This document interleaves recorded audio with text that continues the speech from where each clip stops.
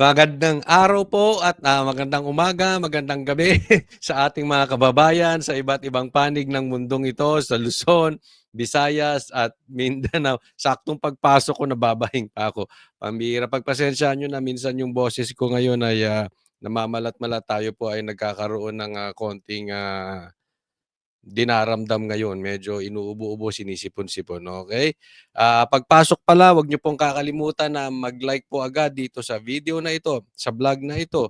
And doon sa mga hindi ko pa po subscriber, nagpapaalala lang po, muli nagbabalik Coach Oli News PH o Coach Oli na lang, paki-check kung naka-subscribe kayo, konting lambing lang po.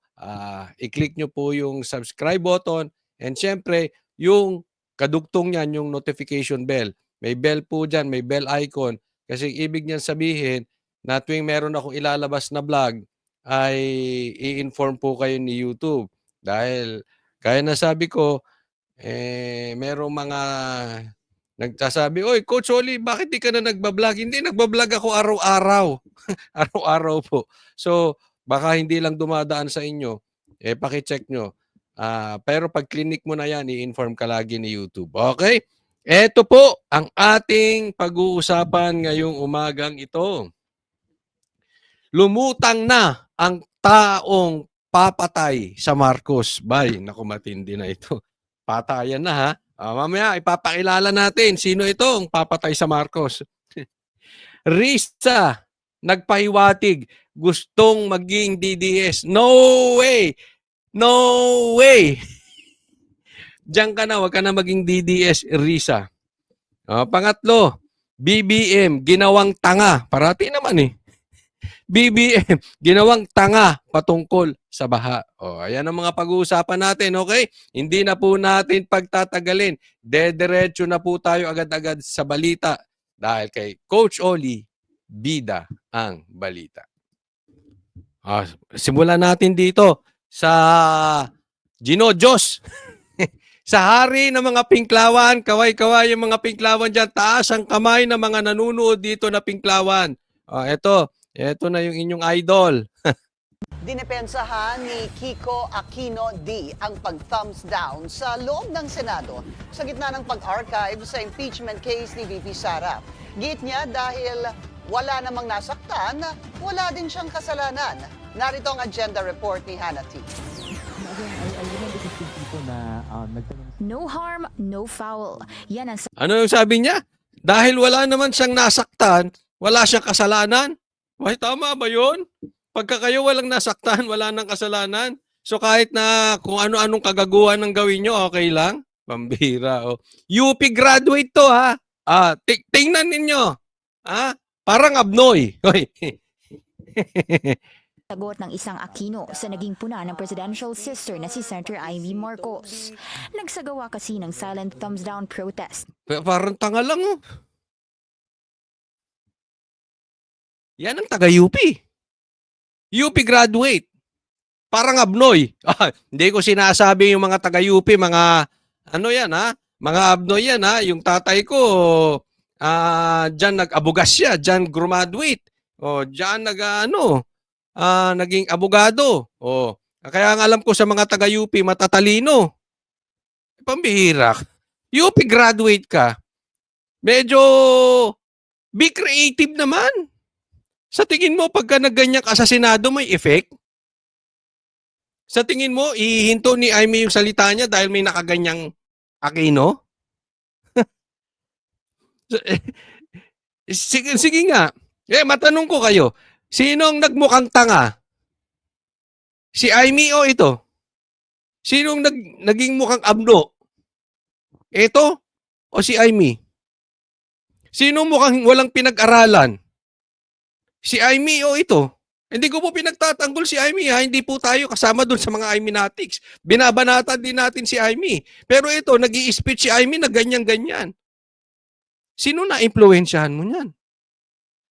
Ginawa mo lang parang tanga sarili mo, parang kang abnoy. Hindi ko rin po sinisiraan yung may mga diferensya sa utak, ha, sa pag-iisip. Ang ibig ko lang sabihin dito, parang kang abnormal. College graduate ka, UP ka pa man din. Tapos ganyan ka mag-aasta. O, isipin mo, Senate hearing yan. Formal yan eh. Dapat nga hindi ganyan ang suot mo. Oh. Sino ba dito? Ulitin ko, sino dito ang sabay habang kumakain tumatae? Meron bang ganun? Ganito yung ginagawa niyan. Lahat ng bagay sa mundo nilalagay sa lugar. Ito wala, oh. Si Kiko Aquino D at iba pang progressive Hmm. Tingnan mo. Na ganyan-ganyan, sinundan siya. Oh. Tingin naman ng tingin. 'Di ba? Kikita mo wala yung confidence eh. O, nag-aantay na darating yung ano. individuals sa kasagsagan O, sumunod pa yung nakabag. Ayaw pa mag-thumbs down. ng explanation of votes ng Nung mga dumating saka siya nag-thumbs down. Oh, optics, optics, optics. For camera. Yan eh. Hindi alam nyo kung ano pinakita nyo dyan? Para kayong taga-bundok. Para kayong komunistang taga-bundok. Parang lang wala tayong di tayo nag-ano dito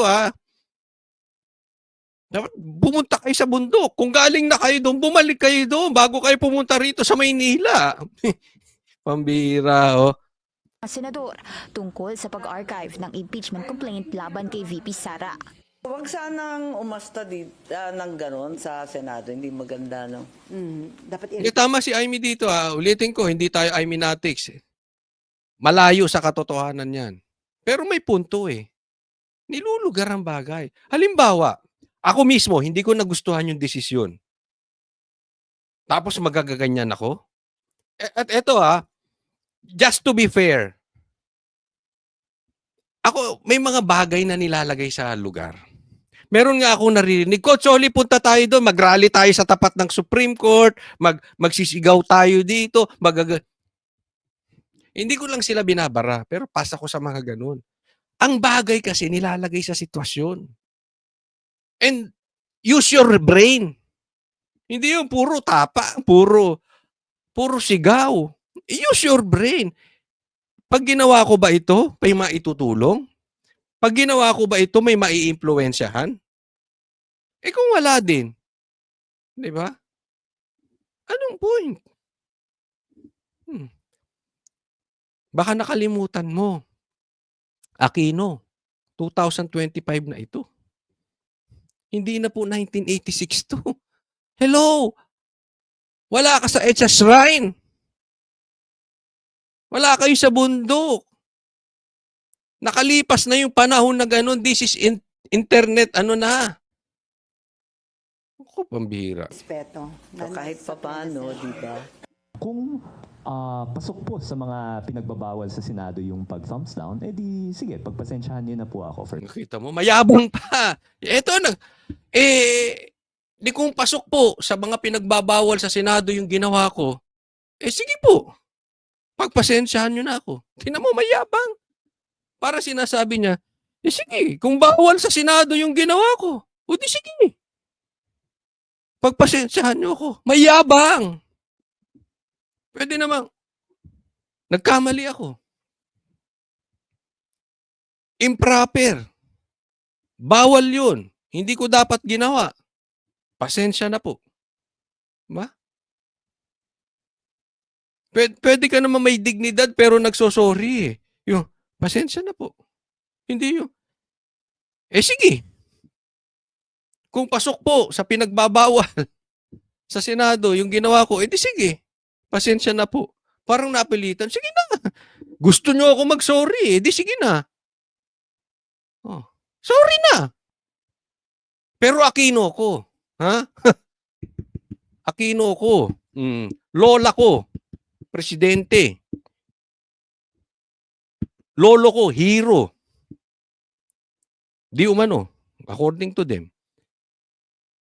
Tiyuhin ko. Naging presidente rin.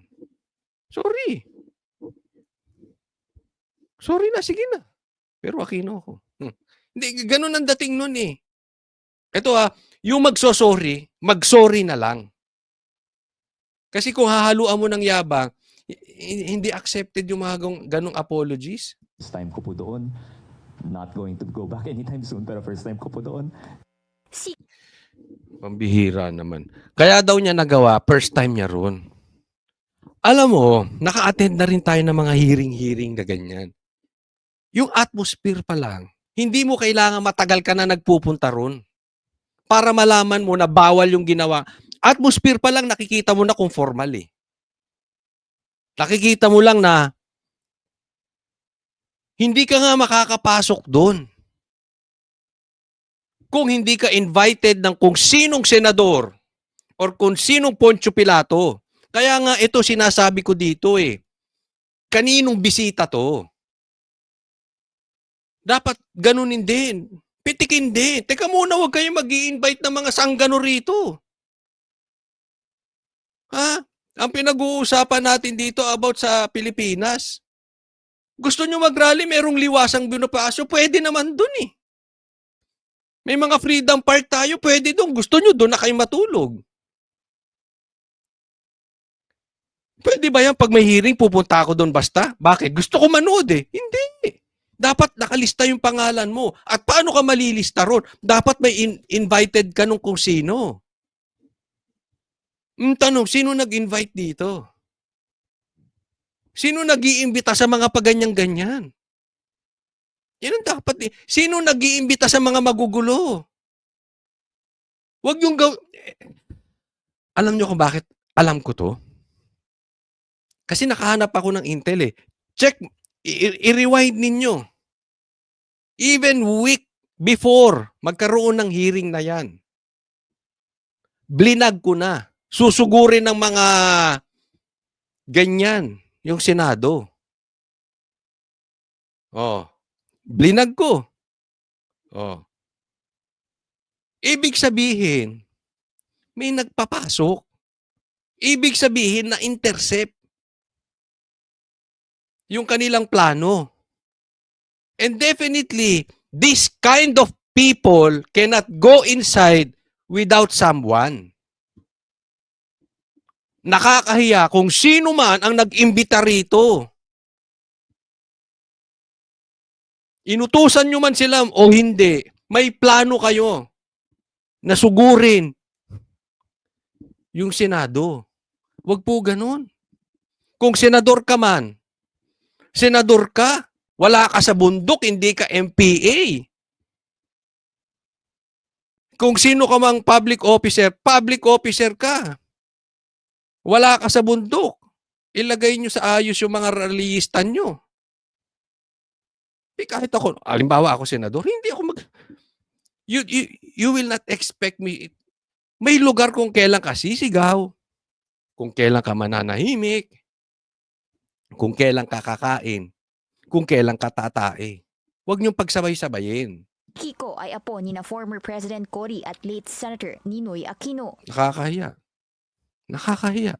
Kung buhay pa kaya itong mga ito. Kasalukuyan din siyang co-convener ng progresibong grupo na Tindig. Di ba? Ang dami pa niya.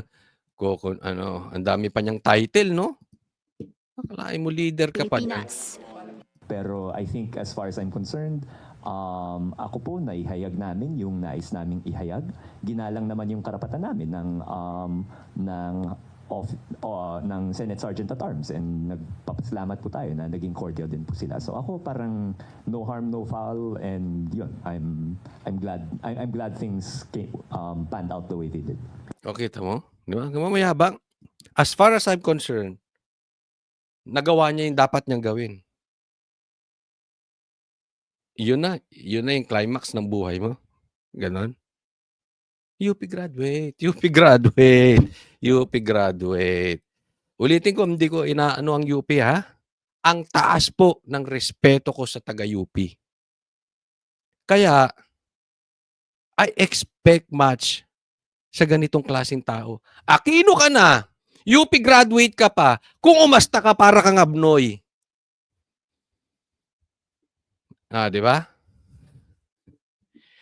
Sa bagay, ang taas din ng respeto ko sa abogado eh. Look at Cayetano. Look at Marcoleta. Di ba? That's the lawyers na nakilala ko. Na nakalakihan ko.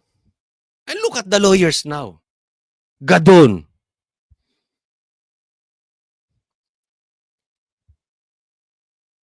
Sino to? Si Auntie Claire. Isipin nyo, yung mga abogado ngayon. Sino pa tong na-issue sa driver? Na-issue lang, hindi ko pinagbibintangan ha. De Lima. Pabira. Ay, nako. Matatalino sila, Attorney Guanzon, ha? Antayin nyo, baka ma-interview natin yung... Kalma lang. Kalma, ha? Dilawan daw yan, dilawan. Tingnan natin, ha? Mhm. Pero parang sinasabi niya dito, wala naman nasaktan eh. So okay lang. Ha? Hindi naman daw din sila sinaktan. Nagawa niya yung dapat niyang gawin. Okay lang. Yan ang nagsosorry.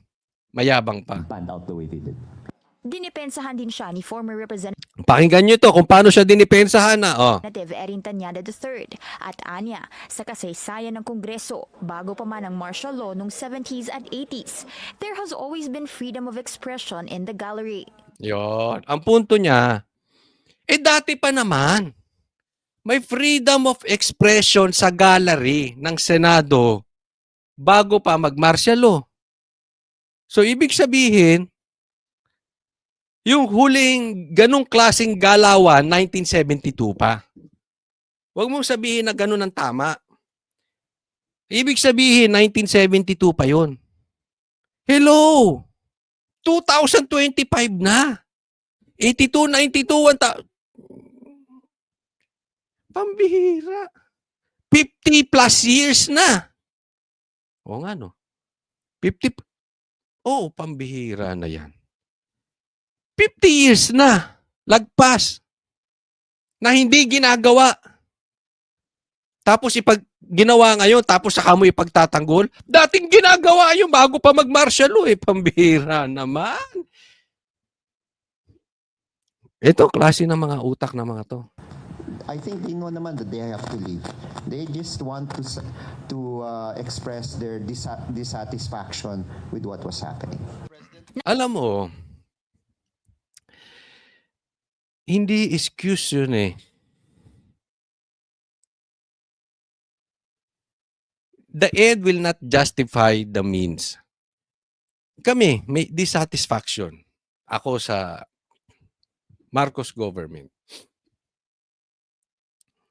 Pero hindi ako lalabas doon sa, halimbawa, ayaw ko yung ginagawa ni Tambaluslos, ni Bonjing.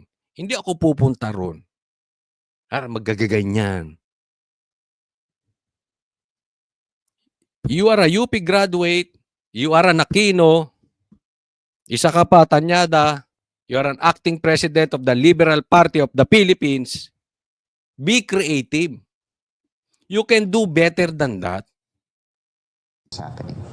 Nang mangyari ang historic Senate session, hinarang sina Kiko ng security bago pa man makalabas ng Senate gate. Parang tanga lang. Dahil pinahihingi raw ni Senate President Pro Tempore Jinggoy Estrada ang kanilang mga pangalan. Kalaunan, pinalabas din sila sa premises. At ani Kiko, nakapag-usap sila ni Senator Bam Aquino matapos ang naging protesta. Hindi naman daw nagalit ang senador. Matapos ang naging protesta, umani ng atensyon si Kiko online. Kilalang aktivista si Kiko, lalo na sa pag-preserve ng historical narratives ng bansa pagdating sa democratic struggle. Kilalang aktivista. Pagdating sa historical, etc. Yan lang nagawa mo. Sabi ng ilang netizens, humanda na raw si Representative Sandro Marcos dahil mukhang may katapat siyang bagong Aquino na sasabak sa politika. Balikan natin. Masaya ito, masaya. Marcos, sumanda ka na daw. Sandro. Ano, ang pangalan tawag nito? Basta si Sandro, yung anak ni Bongbong. Humanda ka na daw kasi mukhang mayroon ka ng katapat.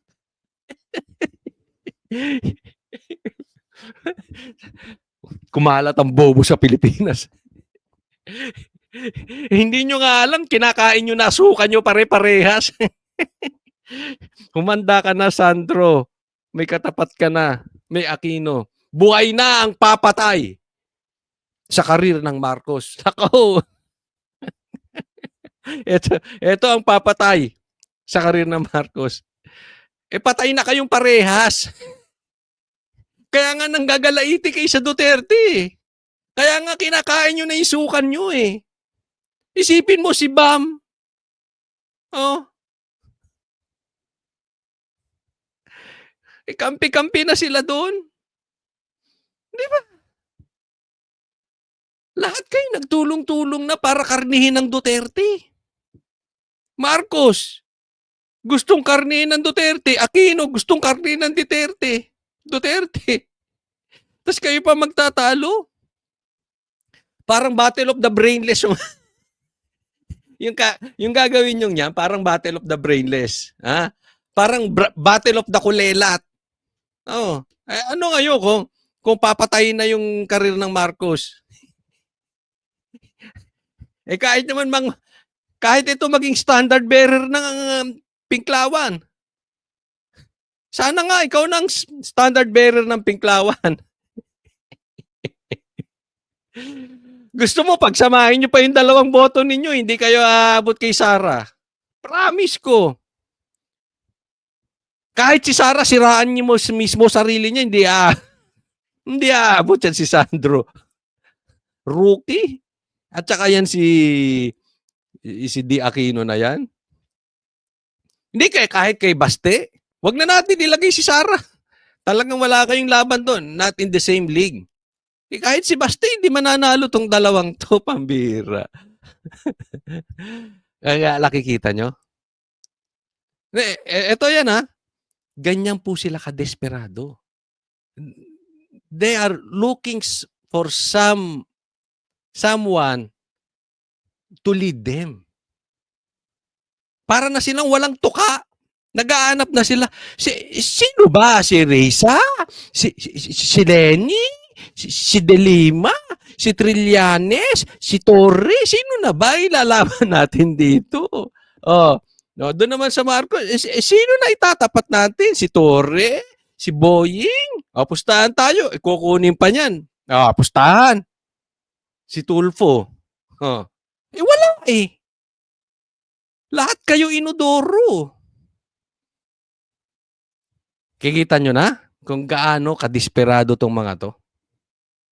Lupit, di ba? Sa politika. Patriot din daw si Aquino, gaya ng kanilang family tree. At sa panahon ng selfish public officials, kailangan ng courageous man gaya niya. Kailangan daw ng courageous man. Gaya niya. Courageous na ganyan.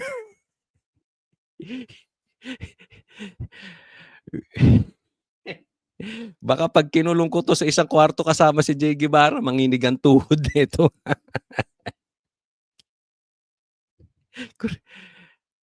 Alam mo ang courageous? Tuturuan ko kayo ng courageous, ha? Ang totoong courageous is to say the right things when it is necessary and to say the wrong things when it is necessary. To do what is right kahit na po kontra ang grupo mo, pamilya mo, o mga kaibigan mo. Yung kaya mong tindigan ng tama, kung tama, at kaya mong sabihin ng mali, kung mali. Yung kaya mong mag-apologize, kung mali. Hindi po kahinaan ng pagkalalaki yun. Actually, that is courage. Ang courage, kung may anak kayo, please, huwag niyong ituro sa anak ninyo na ganito ang courage. Yung pupunta ka sa hearing tapos magaganyan ka, courage.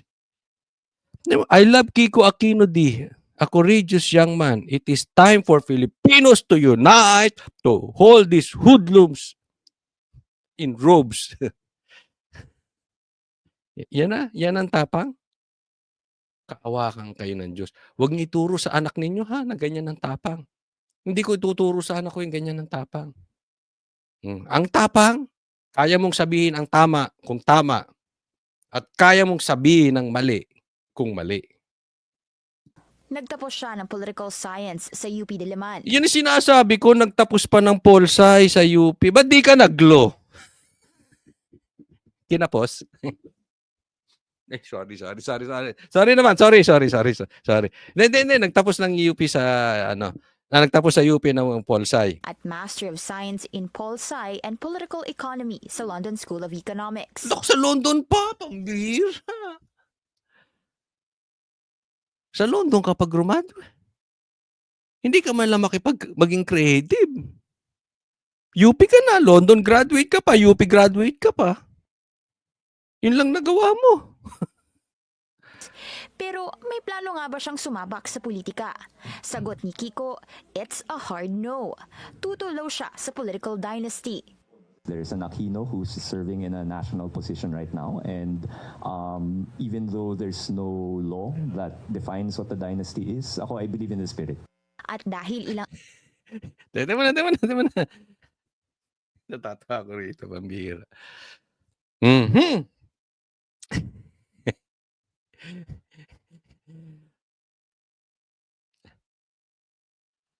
Hindi raw siya tatakbo. Ako na, nagpapakumbaba. I'm being courageous. Kasi alam ko baka yung mga manunood sa akin ay magalit. Baka yung mga kabanateros ko magalit sa i-a-advise kong ito. Ako ay humihingi sa iyo ng pakiusap na sana ay tumakbo ka. Ikaw ang tataguyod sa Pinklawan. Tumakbo kang president o vice president sa 2028. Kung hindi mo kaya, tumakbo kang senador. Pakiusap.